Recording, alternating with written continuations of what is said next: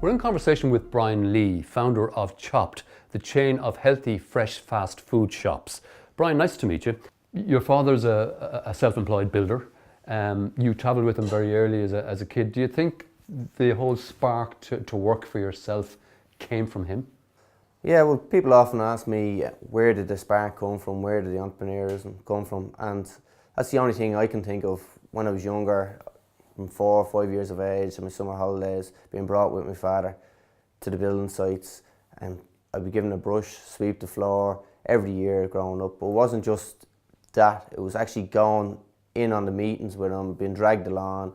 So I was listening to him, how he engaged with clients and how he negotiated on the job being done and the process of it. So there was a lot of valuable stuff I was soaking up as a sponge. But you did get out and kind of start making a few bob for yourself quite early in life, market gardens and yeah, when you're a young lad at 11 years of age, you're always looking to either out there wash your father's car or cut the grass, and it was cutting the grass of a few neighbours that made me go out and get a business card and start cutting a few more. And that was my first entrepreneurism venture, if you want to call it, as a sort.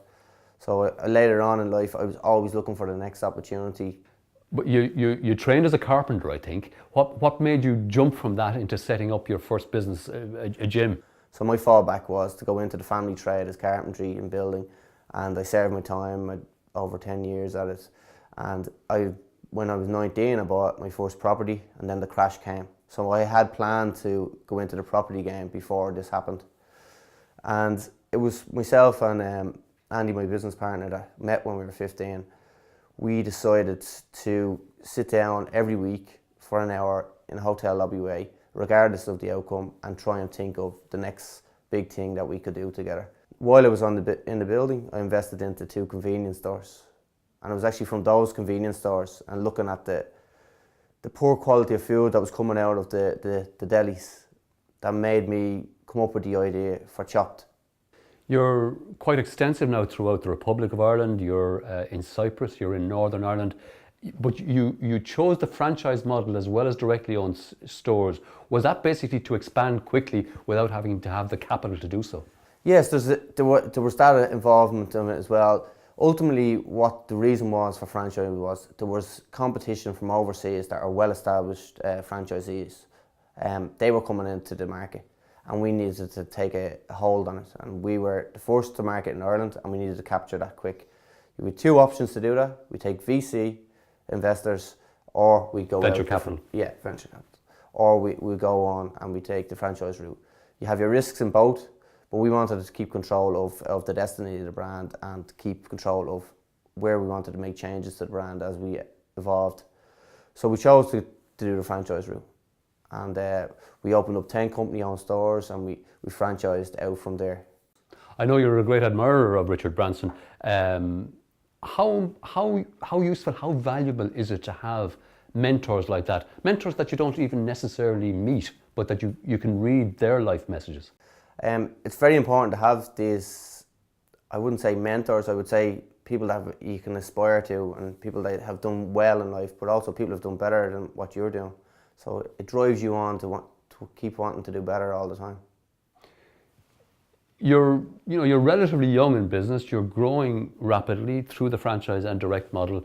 What advice would you give to young entrepreneurs in terms of trying to get appropriate finance, capital? Well, that's a tricky one, because for me, I used my own savings on my own first store, and we borrowed a small amount of money.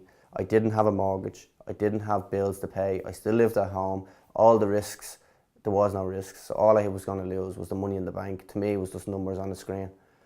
My advice is, if you're younger and you're still in the situation I was in, where you're still living at home and you can take them risks, take them while you're younger, because you'll never get that opportunity when you get older. And would one of your key messages be comfortable with your own attitude to risk?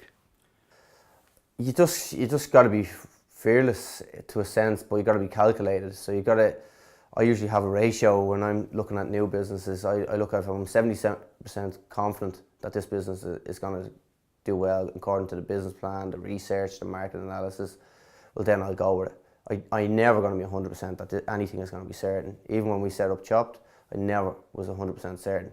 but I believed in the idea, the brand, our ability to execute the plan that we had set out.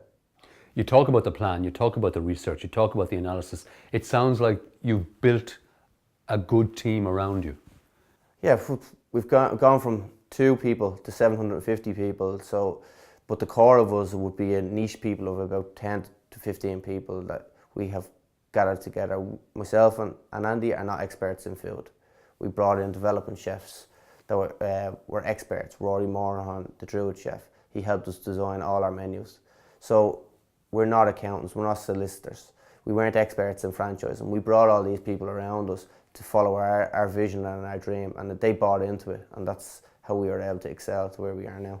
You're a young man, 32. I know you have a young child in your life now. What about the whole work-life balance thing? Is there a message out there for people who immerse themselves in business? Can you make space for yourself? Work, to most entrepreneurs, is their hobby, but you got to have another escape outside of work, because you'll become tired and annoyed with the business when things are getting to you. So you need to have that escape. For me, it's martial arts and fitness, but now it's my son. How big do you plan Chopped is going to get? That's $1 million question. So we're in talks with a few countries at the moment. So our next step is, we've done a deal now on a unit in Manchester, Piccadilly Square.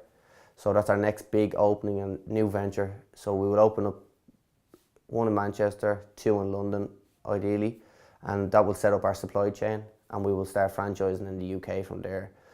We will look at probably about 200 stores in the UK, and we'll talk to a few other European countries and in the Middle East as well. So we've been back and forward to China talking to people as well. Brian Lee, thanks indeed.